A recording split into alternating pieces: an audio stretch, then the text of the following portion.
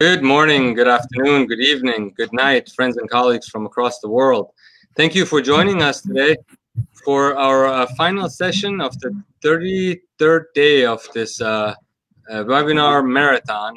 We brought you a special guest and a host, Dr. Scott Ganz, also known as the father of digital dentistry, and Dr. Joseph Minatala, our regent, as well as the host of the day. Thank you for joining me today. Thank you. My pleasure. Glad to be here in front of this wonderful global summit. Dr. Ganz, we're very happy to have you, and we're very honored that you're joining us today. I'm gonna talk very briefly about Dr. Ganz' background, but everyone knows already Dr. Ganz. Dr. Scott Ganz graduated from the University of Medicine and Dentistry, now Rutgers University School of Dental Medicine, and then completed a 3-year specialty program in maxillofacial prosthetics at MD Anderson Cancer Center in Houston, Texas. Dr. Ganz is well published in the scientific literature, having contributed to 15 professional textbooks and over 120 articles. He delivered presentations both nationally and internationally as a featured speaker on the prosthetic and surgical phases of implant dentistry, and is considered one of the world's leading experts in the field of computer utilization for diagnostics, graphical interactive treatment planning, CBCT, and CAD/CAM applications in dentistry. He has been a featured speaker for most major organizations, including AO, AAID, AAMS, ICOI, EAO, AACD, and AAED. He currently serves as editor-in-chief of CAD/CAM and Cone Beam International magazines, of Cone Beam Dentistry, associated editor, MBC Oral Health Digital Dentistry Section, International Journal of Oral Implantology, and current president of Digital Dental Society, USA Board of Directors, Clean Implant Foundation, and serves as a co-director of Advanced Implant Education. Dr. Ganz was recently presented with a Lifetime Achievement Award from the American Academy of Implant Dentistry and a similar award from the Digital Dentistry Society Board of Directors.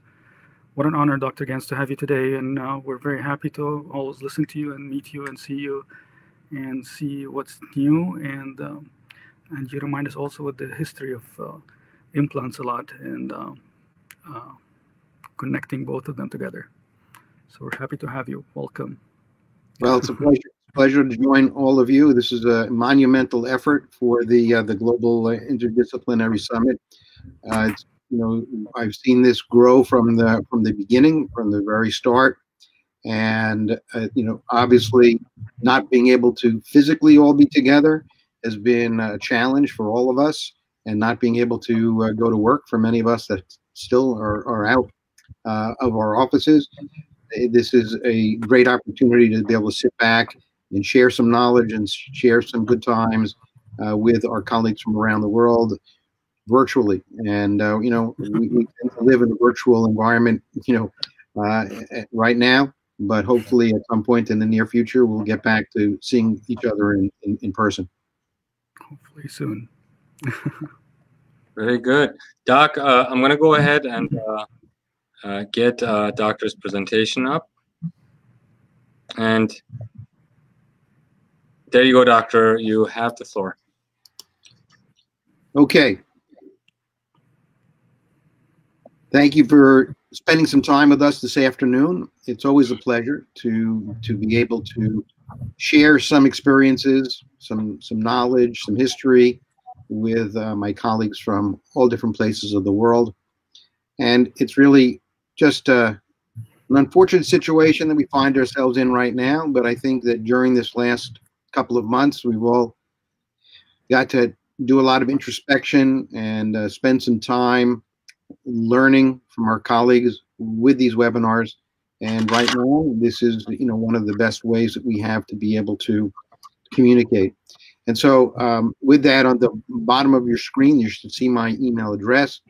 I certainly encourage questions at the end of this, but in case you have some questions in the meantime, or you need to contact me for any particular reason, that is my email address at the bottom Dr. Ganz at drgans.com.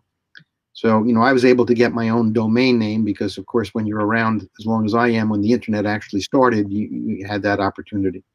So, but talking about my colleagues from around the world, I always like to be able to interject, some of the philosophy, and that is that when we have the opportunity to be able to travel and to be able to meet our colleagues from all different corners of the world, for me, it was a big eye-opening experience to be able to understand that, the United States, where I come from, is definitely not the leader in some of the technology that we're sharing with you today, and that you've seen on so many different platforms from the different speakers of this summit. And so it was really a humbling experience for me to be able to learn from my colleagues, no matter where they are around the world, that really were responsible for some of the technology that we now use every day, and some of the innovation that has gone into many of the concepts and many of the actual devices. You see here my dear friend Uli Hochschild, who's one of the foremost laboratory technicians in the world. And I like to include his picture, and you can see Fred Bergman as well from the DGOI, past president. And what we're dealing with is a way of being able to now communicate, and the digital platform that we utilize today is, of course, the universal language. And I always like to include a picture of Uli or someone of his stature to remind everyone that we're not here on our own. We're not doing this on our own. We are doing it with the support of our dental laboratory technicians. And so it's really vital that we understand their contribution, because as you'll hear me talk about during this presentation, our patients don't come to us for implants. They come to us because they need teeth. And of course, in order for us to be able to deliver teeth, we need the cooperation and collaboration and partnership with our dental laboratory technicians. Here you see a picture from Japan with my dear friend Giuseppe Longo from Italy, and he has also written one of the finest textbooks on digital implantology that's available today from Quintessence. If you want a book to have in your library that shows some incredibly illustrated textbooks, that would be the one to get, as well as many others, of course, that are out there relating to the history of where we've been. Right before this pandemic, I was able to travel several times out of the country. One of those trips was in Istanbul in Turkey, and I got to visit with some of my dear friends at that time, and seeing some of the amazing things that are being done in some of these countries. It's truly very, very, very gratifying. And they gave me actually this little plaque, which is made out of lucite. But if you see, there's a thread on that plaque representing an implant design. So going through security, everyone kept pulling it out of the bag, because they thought it was a weapon. But of course, it was just made out of lucite. And having been to really almost every part of the world, this was not a 3D printed skull, but that's actually a real skull there. When we have the opportunity to be able to learn from our colleagues, we've done hands-on surgical courses, both on patients and here you see on pig jaws. And this is also where sometimes communication becomes interesting. When you ask for a pig jaw and then you get the entire pig head with the ears and everything, not much we can do with the ears, but you never know. And so my dear friends in Mexico, where we do our live surgery programs and affiliations with UNAM University in Mexico City, as well as dear friends, my co-director, Dr. Isaac Towell, for our live surgery programs, the Advanced Implant Education, AIE. And in the middle there is a really talented guy from Tunisia, Ashraf Souei, who is just an amazing young man who's just done remarkable things. And so what's happened here is that our lives have come together so well because we have the internet, because we have these types of platforms. And this was the Digital Dentistry Society that was held in Morocco. And this is Jafar, who's also one one of the most talented people that I know in our industry, and runs the Digital Dentistry Society in Morocco, and put on an incredible meeting last year, which was just absolutely wonderful to see. Now, I always also like to start out with the story about my textbook from 1992, which was then published in 1993. So 27 years ago, I created this textbook, which I still use these illustrations today in my practice. And these books were sold in 22 countries around the world, and we still sell them.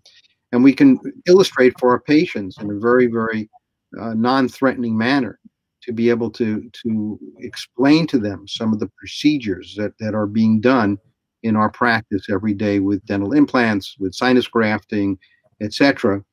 And what's interesting is that we talk about the digital workflow. Well, this book was created totally digital. Back in 1992, 93, this never touched paper. So all these illustrations were created with a program that's still available today, Corel Draw. I still use it today, 27 years later. And so, in other words, it went from a disk to print. It was the first one using Corel Draw as a program back in 1993 when it was first published. And so digital means a lot of things to a lot of different people, and we have to be able to understand how that relates to all the procedures that we do. And I'm sure you've seen some incredible presentations by some of the most talented clinicians that we know in the world. And I always like to start out with this philosophical slide, that there is a danger when we are bound by two-dimensional concepts, when clearly we live in a three-dimensional world. And so we have to start to, move from that two-dimensional mindset of a periapical X-ray and a panoramic X-ray to being able to understand that there's much more to that when we're dealing with three dimensions in the three-dimensional universe that we live in. Now, when we think about how that applies to us, we also have to go back and think, this didn't start yesterday. I mean, we've been doing this for a long time.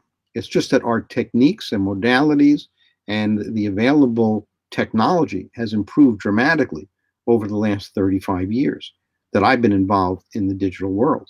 And these are many of the textbooks that I've contributed to. And if you want some of these in your library, they're still available. But one that I think is really crucial is Dental Implant Complications, the green book that you see down there. It's a second edition by Stu Frome. And I think it's one of the finest books to have in your library. Any one of these are great, but this is really fabulous. I'm very honored that I was chosen to be included in the oral surgery, one of the oral surgery Bibles, which is the Oral and Maxillofacial Surgery book by Fonseca, as well as Dental Clinics in North America and Peterson's Principles of Oral and Maxillofacial Surgery. By the way, someone's microphone is on, I think, because I'm getting feedback from that. So if somebody can mute that, it would be great. And so these are textbooks that I've contributed to. My dear friend, Dr. Dwayne Caratu, his recent book on implant aesthetics, really fabulous book. And another one, Implant Site Development, which is by Michael Sonic and Debbie Wong, which was now several years ago, is still, I think, a fabulous book on some of the site development procedures that we have available to us today. Minimally Invasive Dental Implant Surgery, Dan Cullen and Doug DePorter, wonderful textbook. And again, another clinics textbook edited by Harry Dim. Perhaps I'm most proud of our collaborative effort with this textbook with Marco Rinaldi and Angelo Motolo, two, I think, of the finest surgeons that are in our sphere in the world, computer-guided applications. And this goes beyond dental implants and beyond surgical guides for implants, but showing and leading the way for bone grafting and reconstructive surgery, thinking outside the box. And as was mentioned in the introduction, I have been the editor-in-chief for Cone Beam International Magazine of Cone Beam Dentistry, a publication from Dental Tribune International. And also, that journal has now been joined with CAD/CAM to form a new journal that was just released in January this year called Digital. So now we're combining all of these digital concepts and bringing it into one journal. And the second edition should be coming out very soon, which I will actually have an article in as well. But I always like to start off each one of the editions with a editorial welcome letter. So anybody wants that, these journals, they're available online at Dental Tribune International, and you can search for their e-papers, or you can subscribe and get an actual hard copy delivered to you.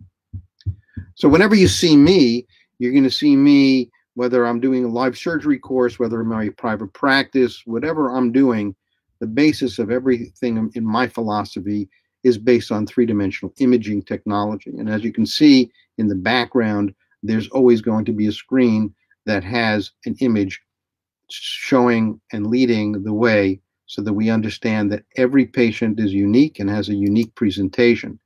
So it's very important for us to be able to have a level foundation so that we can go forward and appreciate the nuances of the individual nature of every patient's anatomy. And we cannot do this with a two-dimensional radiography or panoramic or periapical X-ray. So now, if I hope this video will play, the Academy of Osseointegration meeting back in 1995 shows that we have the concepts that I was presenting back in 1995 are the same that I am doing today. And that is that we are looking at that, trying to get this volume down, that we're looking at the dimensional changes in the bone in 3 dimensions, and then we can interactively place an implant within that bone and make our measurements that are needed.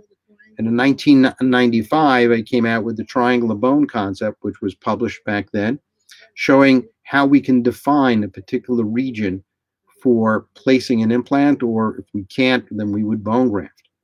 In 1996, so 24 years ago, at the joint meeting of the European Academy of Osseointegration and the Academy of Osseointegration in Amsterdam, I was one of the first to show the relationship between CT, of course, at that time, and understanding tooth position, so that we could, in fact, do restoratively driven implant dentistry.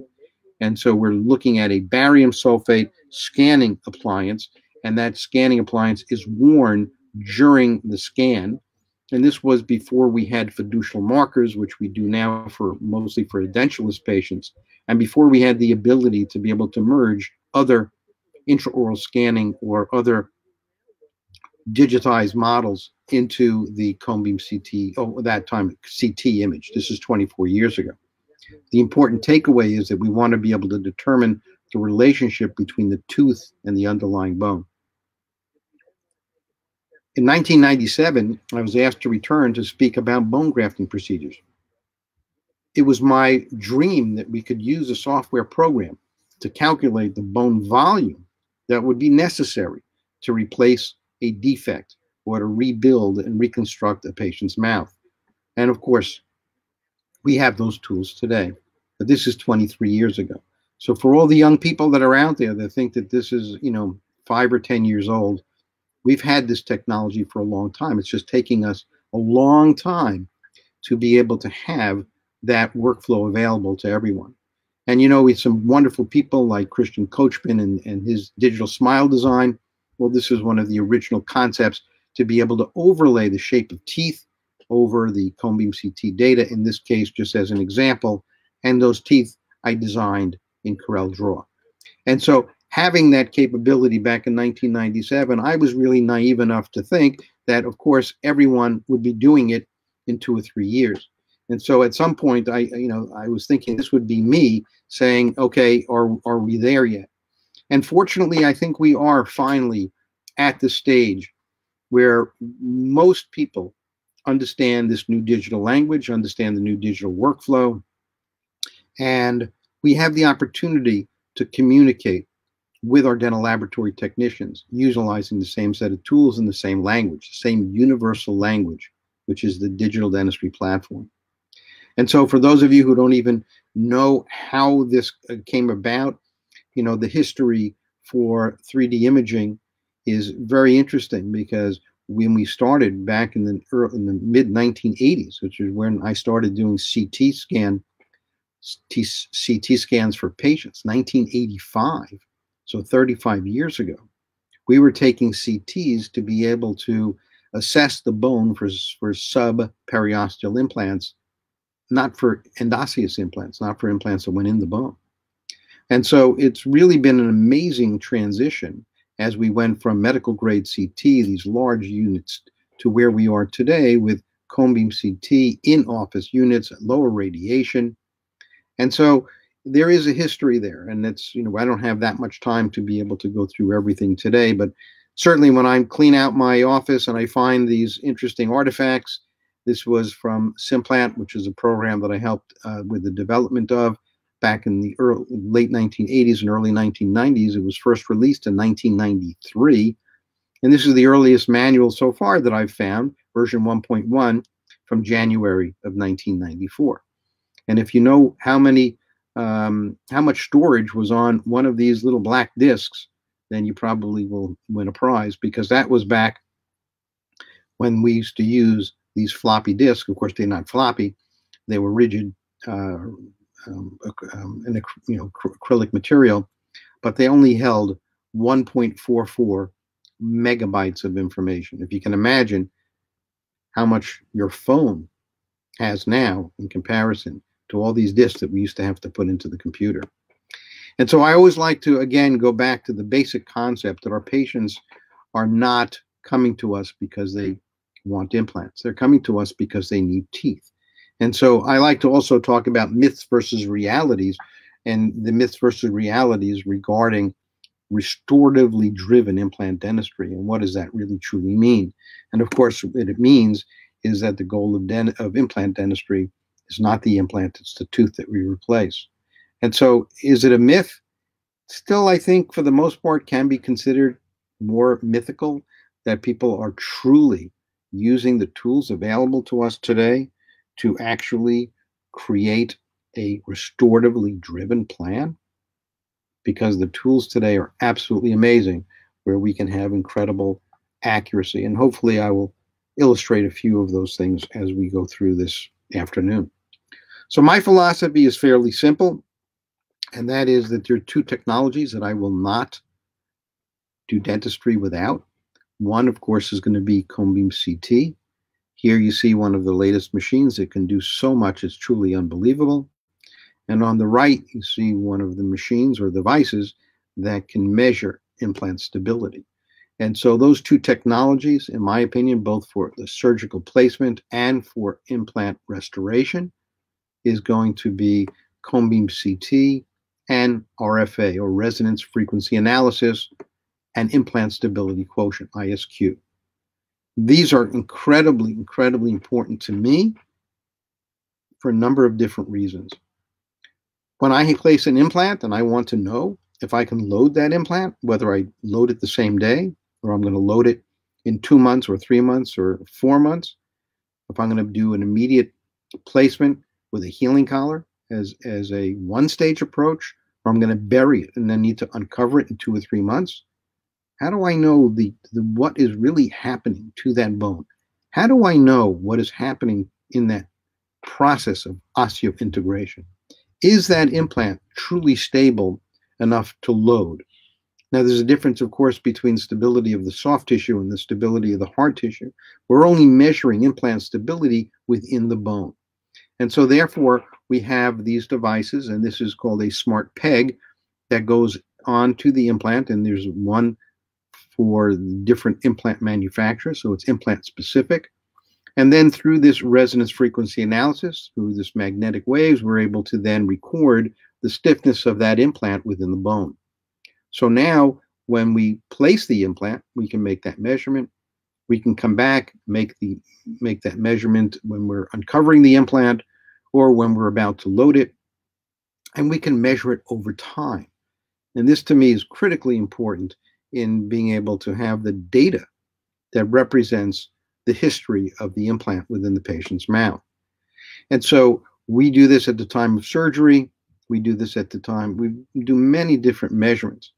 And we've had the problem of being able to record these measurements because in the past, with the units that we've had from the Ostel Corporation and from others that have now similar devices based upon the Ostel technology, we would write those numbers down in the chart. And that's also very important because that's a medical legal reason for doing this. We have a medical legal entry in the patient's record that said that this ISQ for this particular implant, like you see here in the anterior position, this one a little more distal or posterior, and we can measure the changes, whether they're positive, whether they're negative, or whether they're static and stay the same. We can measure those, the integration process during the lifespan of the implant.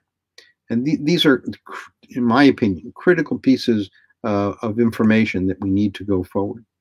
We're also doing a lot with socket shield and root membrane or partial extraction therapy when we're doing immediate restoration as well.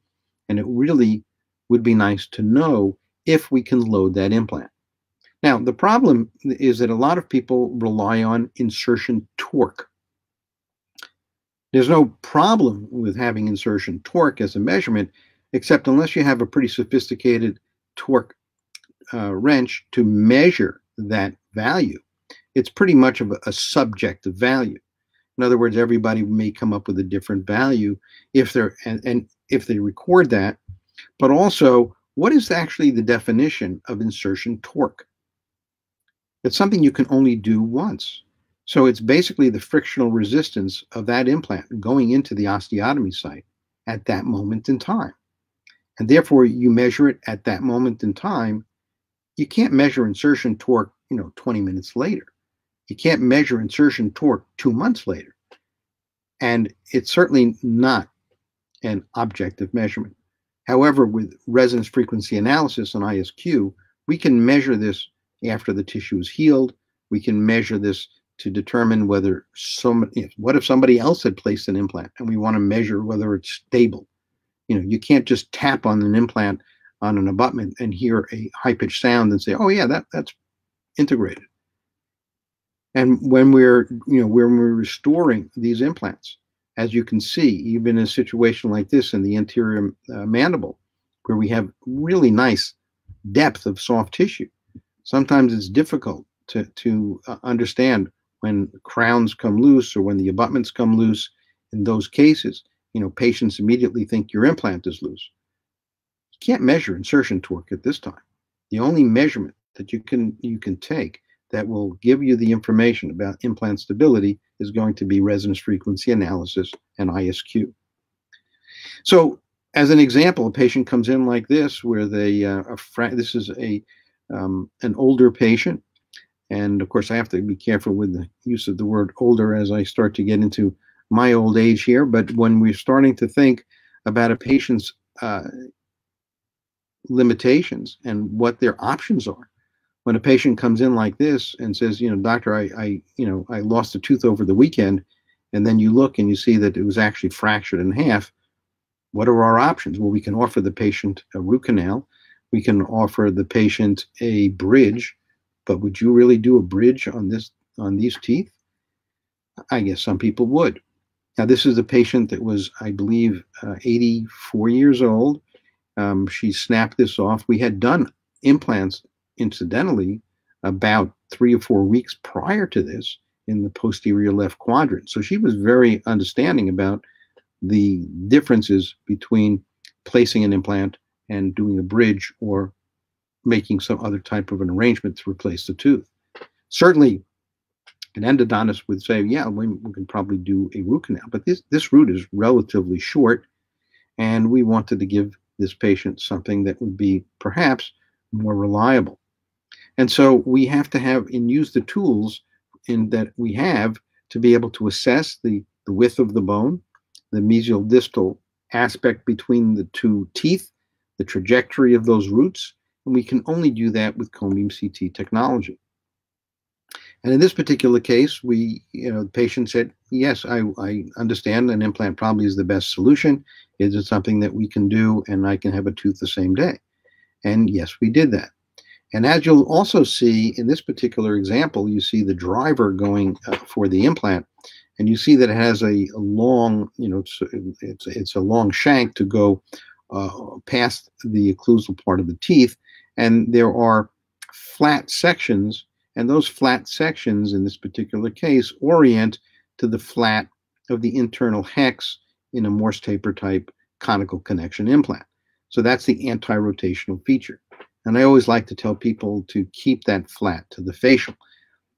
Whether you're doing a screw retained or whether you're doing cementable, it doesn't matter to me. Just get in the habit of doing that so that you have the ability to always be able to use stock abutments, especially if you may want to do an immediate restoration in this particular case, because we want to use an anti-rotational type of abutment. So we'll skip ahead for a moment and we'll just go to after the patient had a tooth for two months, we're ready to go to the final restoration. How do we know that that implant is truly integrated? Well, we're going to use a smart peg on that. You can see this is a blue one because it works for a 3.0 diameter, narrow diameter implant.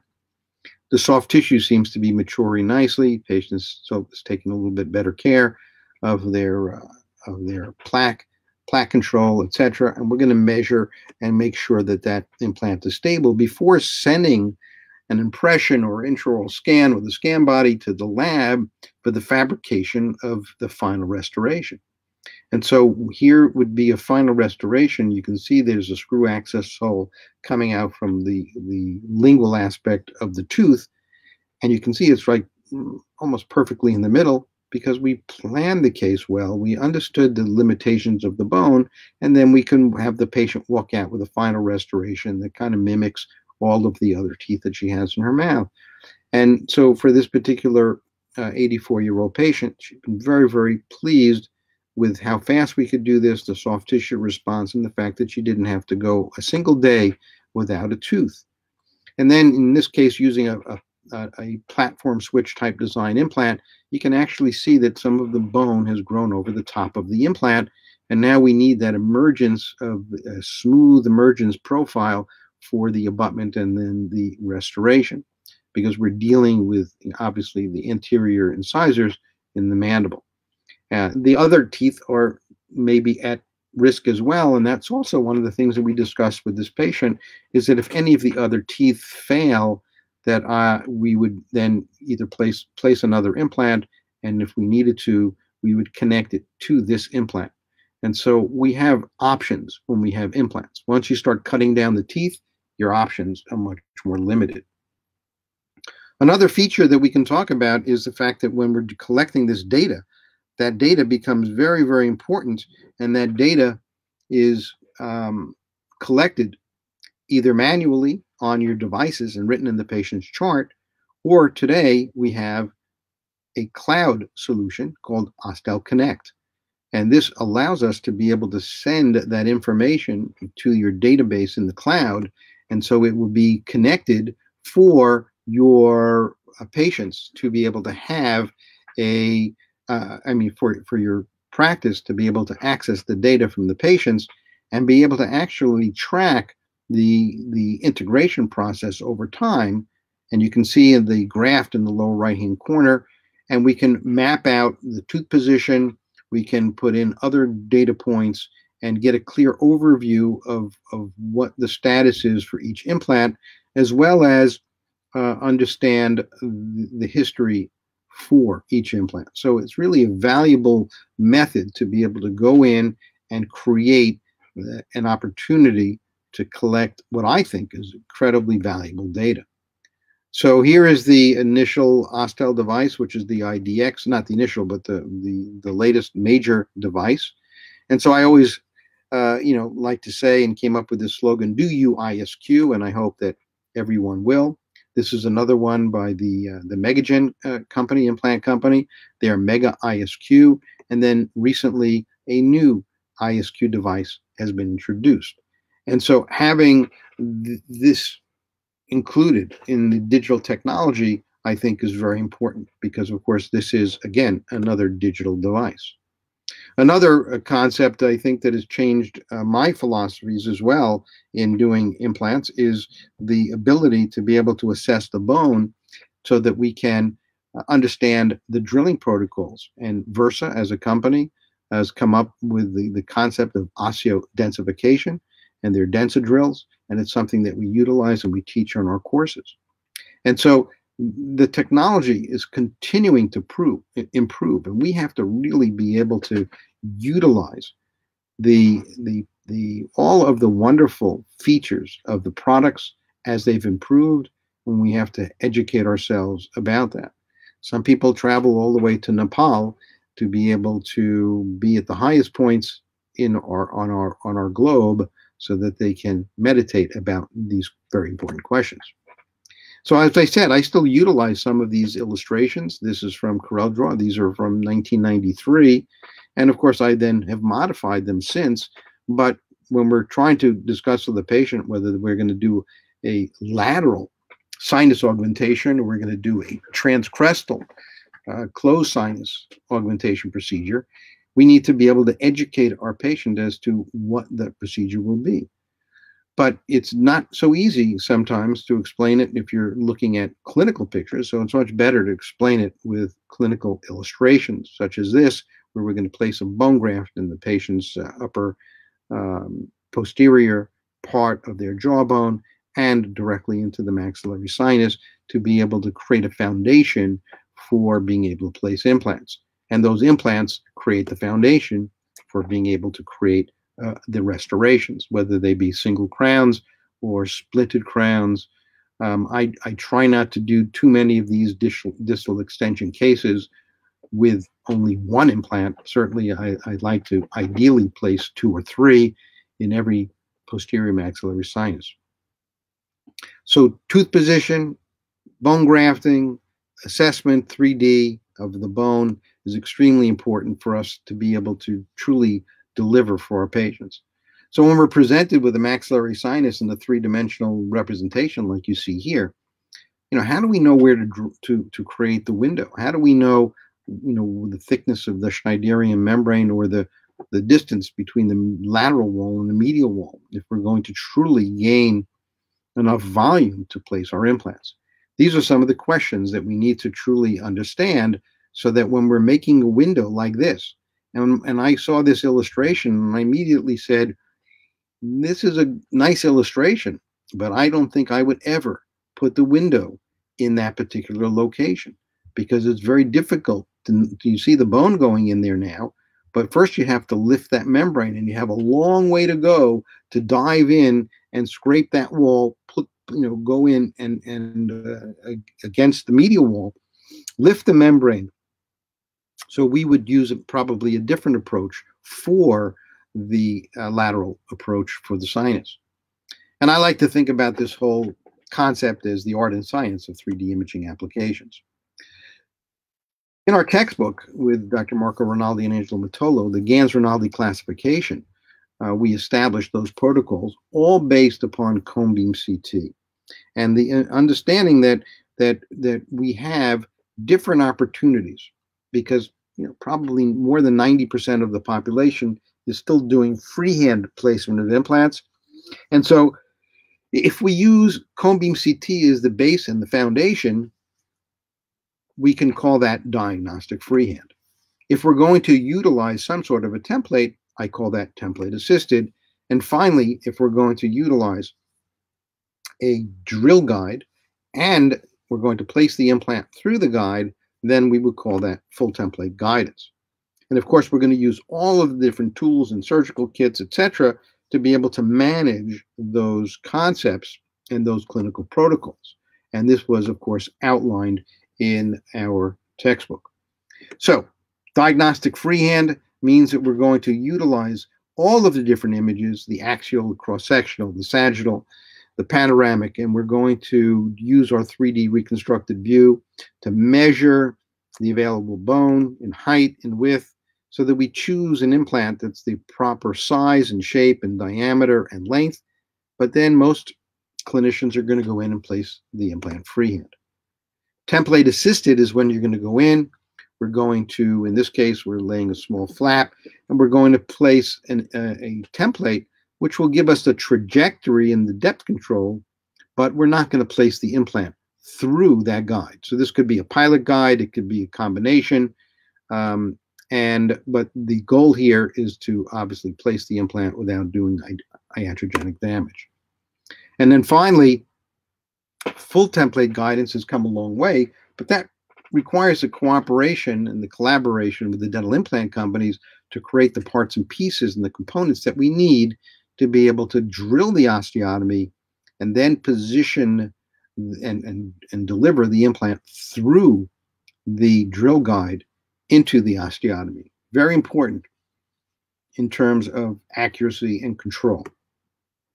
In order to do that, we need a special carrier, and that carrier attaches to the implant. So it's an implant-specific carrier that will then go through the template and deliver the implant to the site.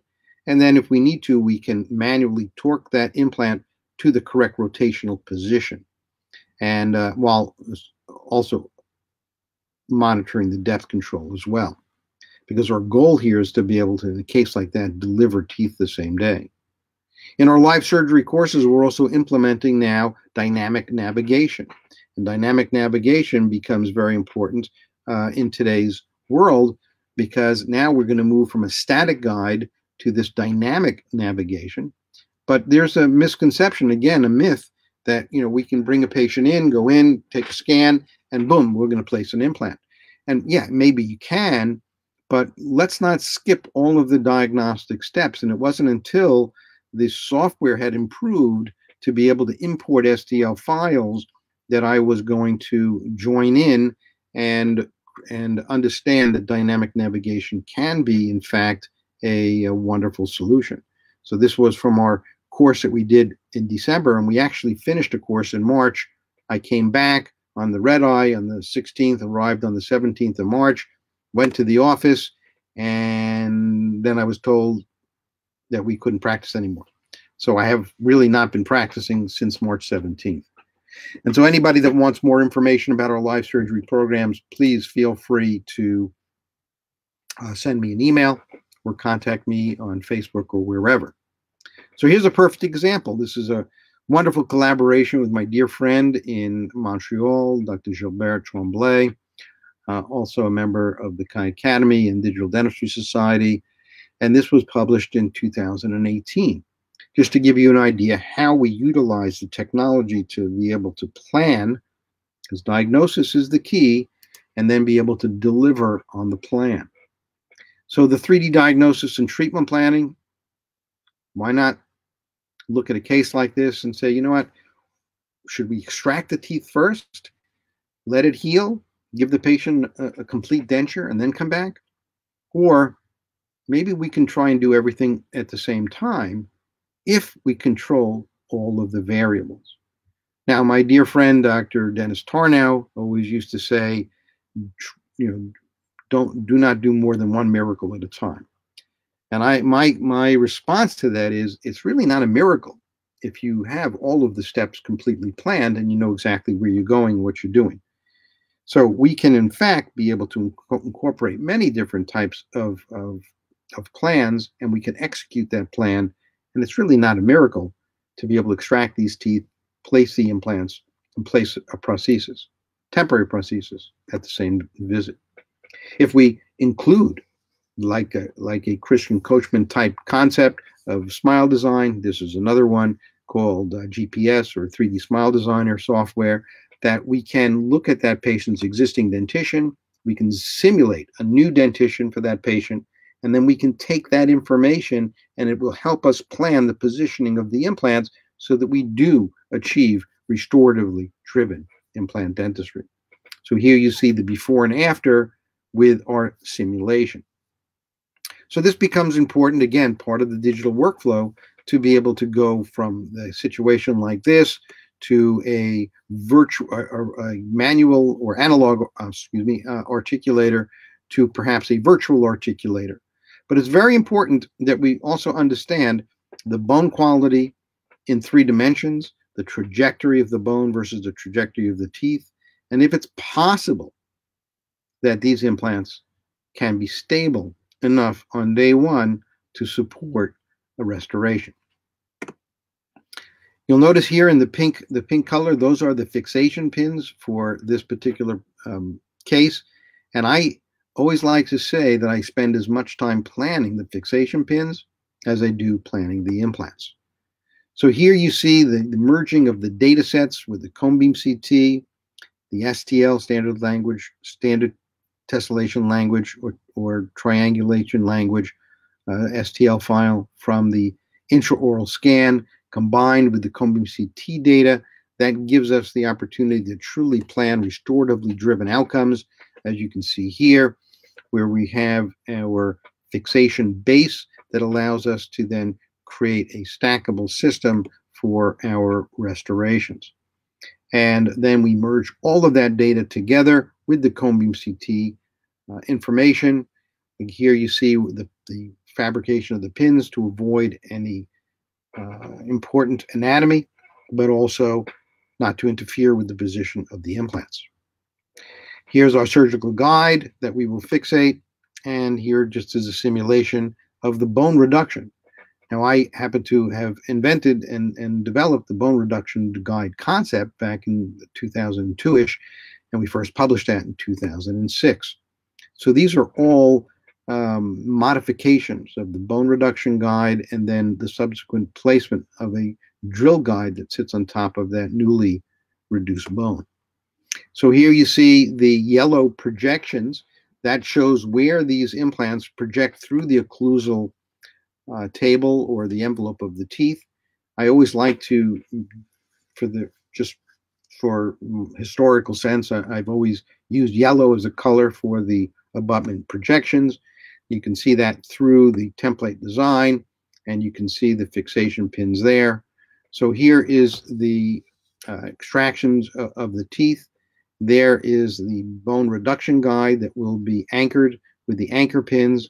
The bone will be then reduced, all of the granulation tissue coming out of the sockets, as you can see here with the fixation pin. And then the drill guide would go into those same holes to be able to accurately create the osteotomies for the drills. And then we can see multi-unit abutments that are placed on top of that. And this is where we had some innovation by having a seating guide for the prosthesis, so that we can then have a very accurate assessment of the position of the restoration to the newly placed implant. So it becomes very important that we have a true restoratively driven planning, as well as now executing that plan with our CAD/CAM immediate fixed prosthesis. So here's a prosthesis seating guide that we have here. Here's an FP1 type of restoration. There's no pink here. And as you can see, we are now engaged into the seating guide so that we can then pick up the positions of the implants in our dual cure acrylic. So very important that we can follow these steps to gain an immediate extraction, immediate placement, and the patient walks out with immediate restoration the same day. So this again published in 2018 with my dear friend Gilbert Tremblay. And so what does this do for us? The technology that we have today provides us with tremendous power. That power allows us to be able to diagnose. We can come up with our treatment plan. We can then communicate that treatment plan with the entire world. So the power to diagnose, to plan, and then to communicate that with all members of our implant team, and then to execute the plan. And of course, the communication process with our dental laboratory technicians is absolutely essential. So of course, we do have different types of guides, from a tooth-borne template to a bone-borne template. And by the way, these are illustrations drawn with Corel Draw, and then a mucosal-borne template. And they all provide us with different solutions, and some are more accurate than others. But just remember, your template is only as good as your plan. So can we create guides for other procedures? Of course we can. We can not only do guides for implants, but we can do guides for sinus augmentations, for harvesting bone from the ramus or other places. And certainly, if we create a virtual guide, we can utilize that for our dynamic navigation procedures. All of this becomes important in terms of the diagnostic stage, so that we can simulate, so that we know what we're doing, before we touch the scalpel to the patient, which is why we know that we're not really doing more than one miracle at a time. We are just doing more procedures at one time. And so I know that I don't want to run too much over time in this particular webinar, but I do want to show you a couple of things. First of all, that when we're doing our scans, it's vitally important that we position the patients properly. So just because you have a cone beam CT scan machine doesn't mean that you're using it correctly. I get to evaluate a lot of these scans that are taken by people from all over the world, and they tend to come to me after things go wrong. And in this particular case, I was asked to plan a case and help plan a case for an immediate all-on-4, all-on-X type of prosthesis in the mandible. And as you can see, the patient's positioning was not correct, and they cut off the inferior border of the mandible. And they said, well, don't you have enough information there that you can plan the case? And I said, no, I don't want to guess. And so we had to rescan the patient, and that's unfortunate. So it's very important that we stabilize the patient, and we, at the same time, position the patient in vertical position as well as a horizontal position, because things can go wrong. I also tend to see lots of cases where I'm evaluating where things went wrong. Like here you see an implant that perforated through the inferior alveolar nerve. These are not acceptable in today's times. Of course, that happened without the use of 3D imaging and without the use of a guided surgical approach. So as we scroll down through here, through the area of the cross-sectional image, you can see where the drill went through that nerve and caused paresthesia. We don't want to see this, and it can be avoided. This is something I like to show, this all-on-X case. Again, this is another case I was asked to review for planning. In fact, this is the only case that I had planned, and I lost to one of the large brand-named implant sites that you may have heard of. And I don't know, I just couldn't find bone in the maxilla that could fixate the implants. Now in the lower, this was another challenge. So if you look closely, you see that, yeah, this is a nice all-on-X case. We're going to change our density values so we can visualize things better. We can go in, and I always advise, redraw your curve, because everything is based upon this panoramic curve. If you trust someone else or you're not paying attention to it, then your measurements may not be accurate, and your understanding of implant positions may not be accurate. So we want to be able to go in, we want to be able to judge all of the different angles.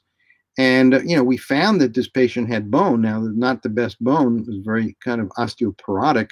Here you see the mental foramen very strongly sitting there at the top of, or near the top of the posterior ridge. But you're also seeing something that's not that unusual. But of course, the patient forgot to enter this in their medical dental record, and that is a silicone chin implant. So as you can see, there's an implant that goes from ear to ear, and you certainly cannot put fixation pins through that area, as you can see here, with the gray color and the notches holding in the anterior segment this silicone chin implant. So of course we could not put any anchor pins in that area because of that. And so we need to really understand how to utilize the tools for our best diagnostic purposes. And by being able to do that, we have a chance of really being able to deliver some stellar care. Now, I always like to show also, the concept of segmentation with this little video that I created from a local veterinarian that was kind enough to give me the DICOM data. So here's a dog that's been anesthetized. So he has been intubated. So that's what the tube is. And you can see that we're now segmenting, or we're separating based on density, the the different layers here, and we can see the bone, we can see the teeth, we can see where the intubation tube is, and we can see the patient. We can see the dog's tongue. And so having this ability to segment out that data becomes important as a tool for us to be able to treatment plan each one of our patients. And some software applications are better than others in being able to achieve this differentiation between the different levels of density with our cone beam CT data set. So just another concept for you to keep in mind, that sometimes when you see these beautiful clean models, it's because of excellent segmentation. But we do have artifact that often can happen. And so today, when we want to do a full arch restoration, we know that we can evaluate the patient. We know that we have the tools with various designs of surgical guides and restoratively driven surgical guides. Like you see here, this is only attached on the facial or the buccal aspect. And then we can, in fact, go through the entire case where we will be able to end up utilizing a bone reduction template. We have a template that will help us position the multi-unit abutments, utilizing full template guidance, placing the implants through the guide, and then utilizing our stackable type system to position the restoration so that we can then easily pick this up and have the patient walk out with teeth the same day. This is true restoratively driven implant dentistry. And so what we do very often is we do this as hands-on courses. In fact, we had 6 or 8 of them planned for April, May, June, July, August, and of course, none of those will happen at the moment. But if anybody's interested, please, feel free to give me a call. And we're actually being able to place our implants through the guides. We don't do the bone reduction part of it on the models, but we learn how to put all of the pieces of the puzzle together so that we can position, know how to position the drill, know how to place the implants, know how to place multi-unit abutments, and be able to do a guided approach that is a full template guided approach for this type of prosthesis. So diagnosis becomes the key. I cannot illustrate that or emphasize that enough to be able to show the pathology, to be able to understand what would be a good site for an implant, the receptor site. We need to be able to evaluate all of these different areas with all of the tools that we have, regardless of what software that you're using. Some software is better than others. This happens to be R2Gate software. I utilize this. I utilize many of the others, including Blue Sky Plan, which is totally free, making it a very attractive software, as well as a very powerful software to be able to do some of the things that we do. So we want to be able to trace out the nerve. We want to be able to understand the position of the mental foramen and the path of the inferior alveolar nerve to avoid any particular complications. And then when we're starting to look at the software, we have to plan in all dimensions. If we fail to plan in all dimensions, then we're going to fail to deliver at the time of surgery. And so we really need to take into consideration the 360 degree view of that implant within the bone. So as you can see, if we change this slightly, the implant could be completely out of the bone based upon the view that we're looking at. So this is really important. And then, of course, if we're going to use tilted implants, we have to be able to understand that we need multi-unit abutments to re-angle that position so that we could achieve results by having the screw access hole coming through the envelope of the teeth, and therefore also making sure that if we're at an angle, that our implant companies have an angulated implant at the degree of angulation that will create a straight platform for our screw access hole.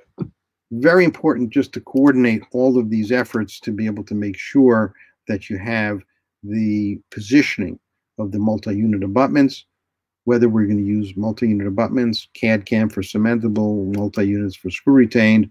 We want to be able to manage these cases, as you see here, utilizing a CAD-CAM all zirconia restoration. And we're using 4 of these implants screw-retained, and 2 of them are going to be sitting on abutments. So there's many different ways to be able to achieve these results. This is a FP1 type of restoration, and the patient was very, very pleased with this, all zirconia. And so diagnosis and treatment plan is really the most important part of this equation in the digital workflow. It's very, very important. And finally, I will leave you just with a couple of other thoughts, and that is, because we're running over time, and that is that when we have to truly understand the relationship between the bone, or the trajectory of the bone, and the trajectory of the teeth, as you see here. So if we're going to take this tooth out and try to place an implant, we need to really understand exactly where that implant is going to go based upon not the bone by itself, not the tooth position by itself, but a combination of everything. But eventually it's the tooth position that guides implant placement. So you can see how if we place the implant like this, there would be a danger of ripping out the buccal bone with those threads and exposing them. And so therefore we may say, okay, why don't we widen the alveolus and we'll do a bone graft, and we can do that simultaneous, or we can do that first and come back later. Or we can position the implant within the triangle of bone, graft, and now this would be a cement retained solution. If we want to be able to take it to the full understanding of this complex, we truly need to understand the component parts that our manufacturers offer us as well. If we bisect this triangle, that implant will be surrounded by the most available bone. However, that trajectory will require a cement retained restoration. If we take a similar case like this, a little bit more bone here around that root, a little bit more bone towards the palatal. So now we have a little bit more room to work with. We have an option of placing the implant in a similar position. But let's say we wanted to create a screw-retained restoration. Here we are within the triangle of bone.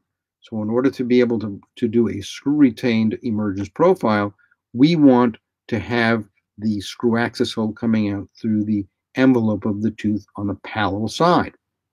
So we would then rotate the implant and we would move it so that that yellow projection comes out in that area. But as you can see, now the implant on the buccal aspect has the same issue. Maybe we would be drilling out the buccal plate of bone, or the threads would cause a pressure necrosis, or whatever may happen. And of course, we could graft at the same time. Or because we have a little bit more volume of bone here, nothing prevents us from slightly moving that implant towards the palate. And now that implant is still surrounded by bone volume, and it's within the triangle of bone complex. So if we take another example of a restoration that's sitting on an analog, which now looks like it's sitting on its natural tooth root, we can say, is this cement retained or screw retained? And the answer is, it's all in the planning. The same planning goes into a screw or cementable, as long as you know what your desired outcome is. In this case, we decided to do a screw retained, also a bullseye directly into the envelope of the tooth on the cingulum area. And you can see that we have a nice trajectory, and we have nice healing, and we have nice tissue emergence profile, and then a nice final result for this particular case. So these things do not happen by accident. They happen because we have a careful planning, and we're using the tools that we have.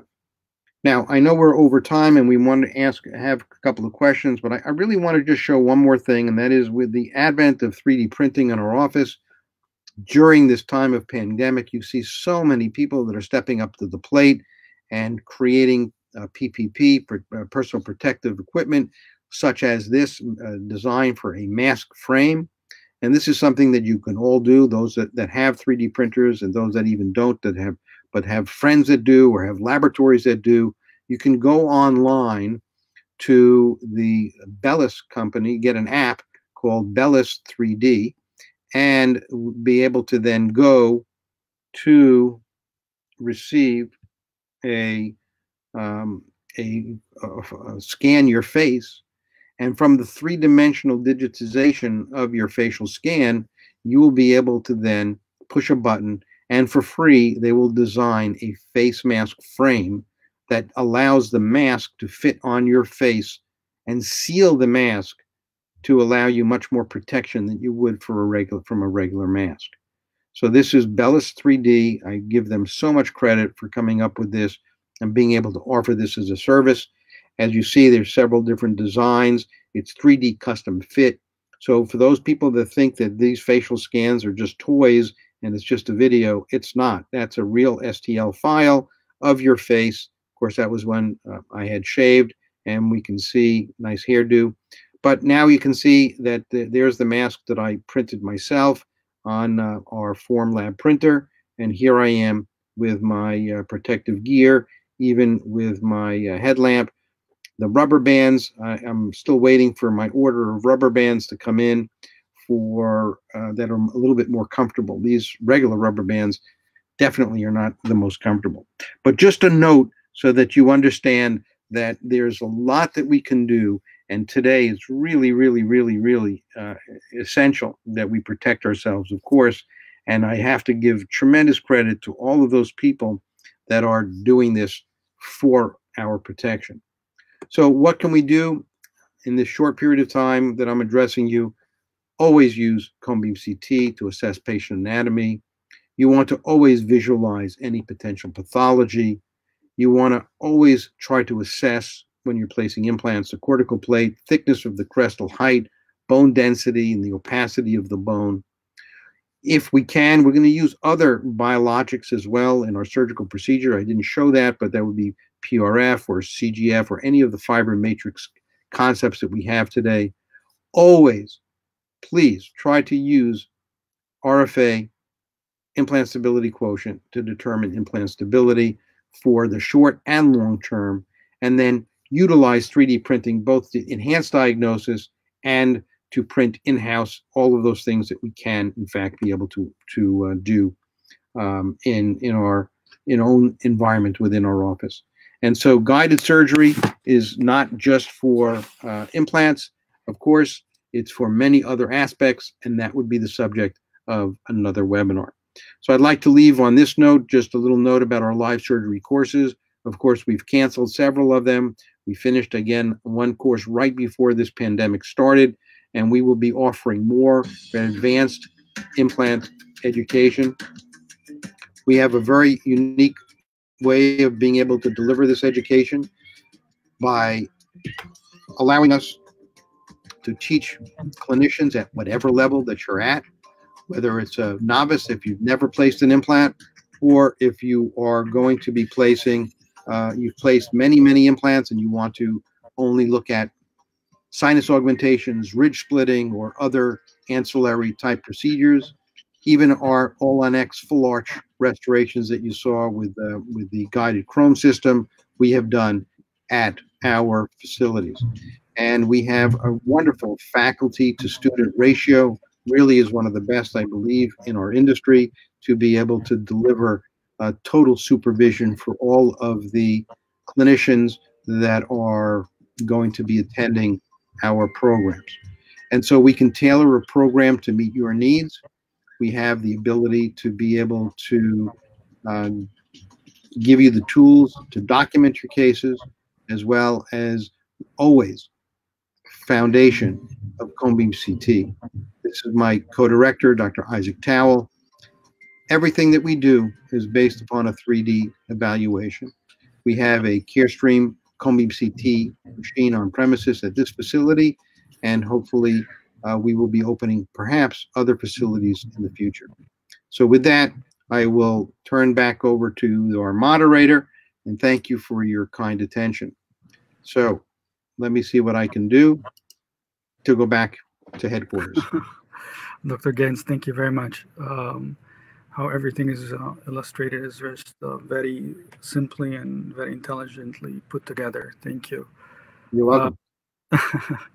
I'm just very curious with all the oceans of experience that you had and what you've seen in the implant history from Dr. Lenny with the subperiosteal implants and also integration, and with the new architecture and the implant design and the CBCT. How are you seeing the future? What are you going to be doing in the next few years?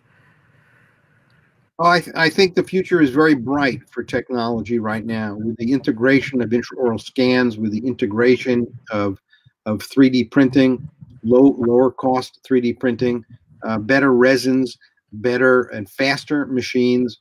That we are doing sinus lift guides, we're doing harvest guides, we're doing so much more for immediate restorations. We have the ability now to communicate much better with our laboratory partners because the software is getting better, and we have almost instantaneous communication by sending our files, over the internet. And when we used to be, limited by file sizes, today we can send very large file sizes very quickly, without, in most parts of the world, even today with the internet abilities that we have. Certain areas in the country would be a little bit more difficult, but most, have high-speed internet available to us today. So we can design, we can fabricate, we can, now that we have a camera on me, we can print, 3D models of our mandible or maxillas, so we can actually, feel and touch them and do it in advance of the procedure. So it's just, it's almost endless. And I'd like to say that, the digital concepts that we're presenting and what we're doing today, we're only limited by our imagination. So for all of those that are out there that, have a great imagination, you are the future of what we're doing, and coming up with all sorts of new ways to be able to do all the things that we do.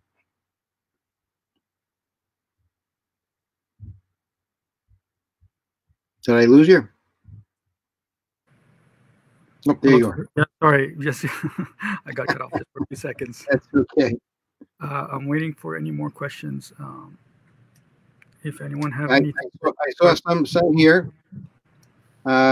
We see some of our friends from Canada and from Portugal and from different parts of the world. Somebody was asking about what software that I highly recommend using Blue Sky Plan software, for a number of reasons. One is it's free. You can download it and you can learn so much because their tools are incredibly powerful beyond whatever software that you have on your Cone Beam CT.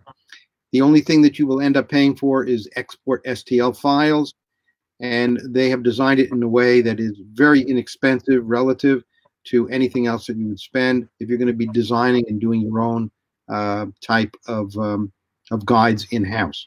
I highly recommend Blue Sky Plan software. Do you recommend our dental schools to start implementing digital dentistry a little bit more heavily? It's a very good question. I mean, as you saw some of my presentations back in the early 1990s, I thought it was going to be 2 or 3 years before everyone would be doing it and implementing it in the dental schools. Here we are 35 years later, and we're still kind of, we have a long way to go. And that's one of the reasons why we have organizations like the Digital Dentistry Society and the Chi Academy and many others that are focusing on those areas of education. The dental schools are very far behind, for the most part, in being able to deliver the technology to, I mean, look, most people are still in the analog world. Many of the procedures that you've just seen and that we will see are a combination of analog and digital. We're still a ways away from doing everything digital 100%, because there still are a lot of barriers in the way. Dental schools really need to step up to the plate and give our students the education about the modern tools that we're using, not worried so much about filling the curriculum in order to graduate and give them a license, because these are the tools that we're going to be using in the future for sure. Like, I think a lot of our colleagues are, and I'm one of them, like, we focus on learning about the CT scan by itself and then digital dentistry by itself and 3D printing by itself, but integrating all of them at the same time and putting all the pieces of the puzzle, we're still not there yet. I think well, part of the reason that we're not there yet is because nobody's teaching it, and yes. and you know from all of your experience as well that we have, in order to learn, we have to spend time, and so we have most clinicians, unfortunately, they don't have the time, and many of them don't have the desire to sit in front of the computer and learn software, and so they're relying now on third parties to be able to help them down the path. So we have, companies like 3D Diagnostics, we have 360 Imaging, we have the dental laboratories like Rowe Dental Laboratory in Ohio. We have all of these ancillary factions that have stepped up to the plate that help the clinician, because most clinicians, all they want to do is push a button and have it all done for them. But the reality is that we still own that responsibility, and that responsibility is ours to make that final decision. And that's where I've talked about brain-guided implantology. We have to use our brain with all the technology. The computers aren't making the decision. We are. Yeah. Dr. Ganz, thank you very much. I'm waiting if there's any more question. People can start typing it down here.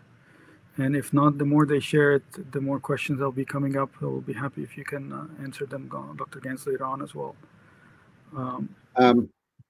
I think that what we're seeing here, especially during this pandemic, is a tremendous influx of clinicians online sharing all of their experiences and sharing their knowledge and being able to exchange information. We learn from each other. There is, so many different ways to being able to solve the problems that our patients have.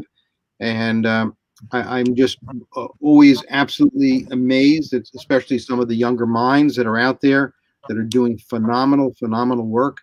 And, go on YouTube to see all these videos. They will teach you how to do a lot of these things that I have just touched upon in this short amount of time. But there are videos, there are other online educational portals that allow us to be able to learn from each other. And the only caveat is that there are a number of people that post their first case and they become a world expert. It takes a long time to become a world expert. Your experience and your knowledge and your how you put everything very thoroughly together is very valuable. Thank you very much, Dr. Ganz. It's always my pleasure to be able to share whatever knowledge that I have and interact with my colleagues from around the world. It's a pleasure, sir. Thank you so much for having you and for contributing a valuable time to our cause, and also for your overall contribution to this peer-to-peer historic project that we have been launching for the last month, and will prevail in achieving our goals in 2 weeks. Thank you, Dr. Ganz. We all look up to you. Dr. Ganz, thank you very much. Stay safe. Everyone stay safe. We're getting back to normal soon. Hopefully. Thank you. Yes, thank you very much. Thank you.